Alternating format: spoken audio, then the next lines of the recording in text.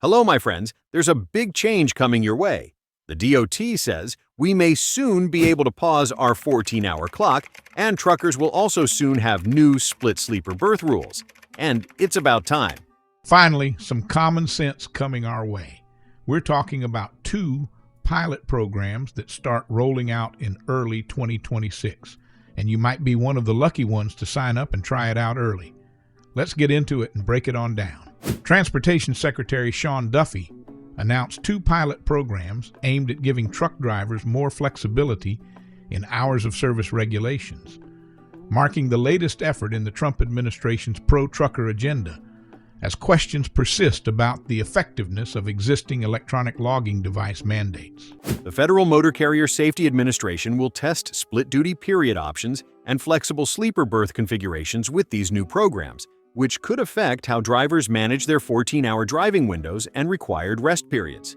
The testing and development phase is set to begin in early 2026, with more than 500 commercial drivers expected to participate.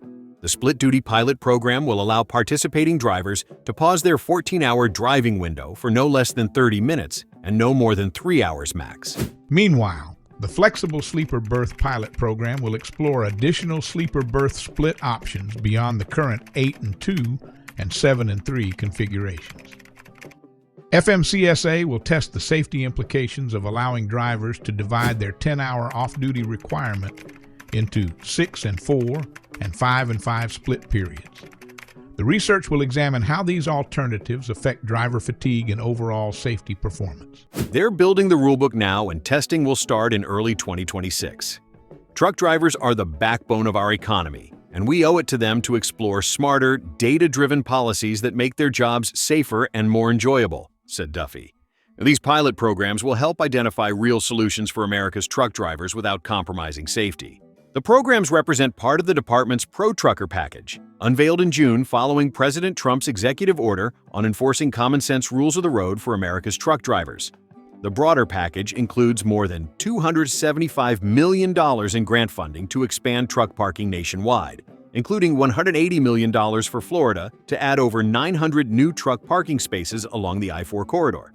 You know, Bernie, as a CDL holder for more than 33 years who has worked in every capacity, as a driver, as a dispatcher, and as a freight broker with my own authority, I've seen firsthand why we have the regulations we do today.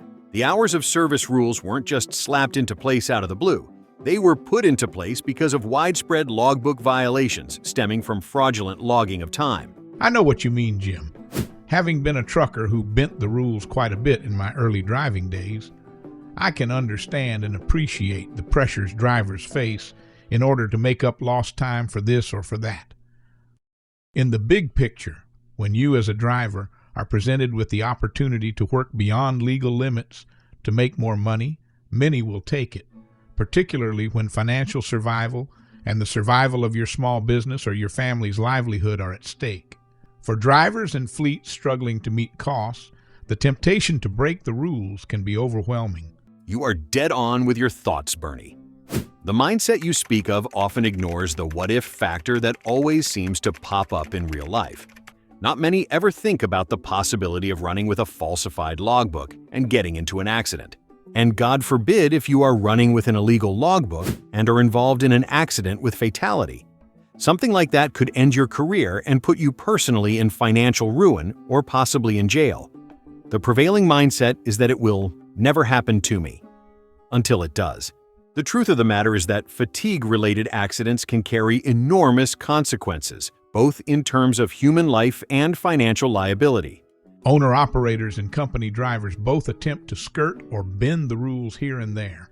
A recent study done by the University of Arkansas found that the federal ELD mandate has not reduced accidents at all and may very well correlate with an increase in unsafe driving incidents. The research showed that unsafe driving behaviors among carriers increased by about 1/3, including infractions such as improper lane changes, following too closely, and speeding.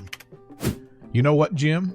These results show me that more and more drivers are trying to gain lost time from sitting at docks or sitting in traffic, and the end result is aggressive driving, which leads to more accidents. You are absolutely right, Bernie. A separate study done by Northeastern University's Alex Scott found no positive impact on accident prevention numbers from the widespread use of ELDs. This is particularly true amongst small carriers.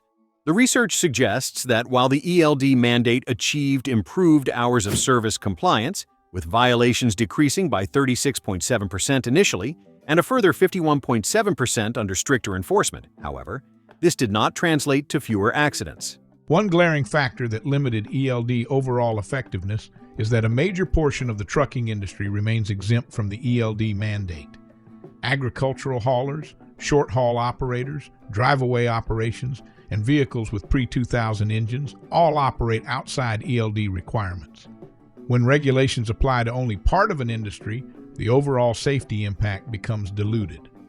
Beyond the exemptions, the ELD system faces additional challenges from fraud and inadequate oversight, mainly because the FMCSA ELD system relies heavily on self-certification by ELD providers. It's kind of like having the fox guarding the henhouse. This approach has created a lot of vulnerabilities. Businesses that sell the ability to edit ELD records have emerged, undermining the system's integrity. Not all ELD vendors meet the mandated standards, and many fail to comply with the technical specifications outlined in the rulebook. The FMCSA periodically removes ELD providers from its registry for failing to meet these standards, but the self-certification system allows non-compliant devices to enter the market from the outset. The FMCSA plans to propose revisions to the existing ELD rule. Potential changes include reevaluating exemptions for pre-2000 engines, improving protocols for device failures, and streamlining procedures to remove non-compliant devices. The agency has also been active in removing non-compliant devices from its approved list. On September 4, 2025, the FMCSA removed 3 more ELDs from the registered devices list due to these companies' failure to meet minimum requirements. The 3 devices removed from the approved list are ELD PT30, ELOG42, and Renaissance ELD. Motor carriers using these devices must replace them with other registered ELDs by November 3, 2025. The new pilot programs offer a balanced approach to addressing driver quality of life concerns while maintaining safety and compliance. The mixed results from the initial implementation of the ELDs should serve as a reminder that even well-intentioned regulatory changes can produce unintended consequences. At the root of many compliance issues lies a fundamental problem. Drivers and fleets will often work themselves to death chasing the next dollar if allowed to do so. The financial pressures in trucking are real, but they cannot override the basic obligation to operate safely. When economic survival drives decision-making without regard for safety consequences, the results can be catastrophic, not just for drivers and carriers, but for every motorist sharing the highway. As someone who has been on both sides of the proverbial fence, I can honestly say that these pilot programs represent a huge and positive step towards finding rules and regulations that actually work, both for safety and common sense. The key will be ensuring that any flexibility granted doesn't create new opportunities for the same unsafe practices that led to the stricter rules in the first place. In truth, the trucking industry needs rules and regulations that take into account the economic realities that exist while still prioritizing public safety. We are trying to grow this channel to help truck drivers along with educating the general public. You can help us out by smashing that like button and the notification bell. Remember to subscribe and share this with another driver. Protect your load, protect your rig, and protect yourself. Leave us a comment below with your thoughts and ideas. If it's a good idea, we will share it with everyone. Subscribe for more trucking truth, and together we'll keep hammering this issue till somebody listens. Well, my friends, stay safe and stay loaded out there. Catch you on the rebound. Remember to keep that left door closed and your hands on the wheel.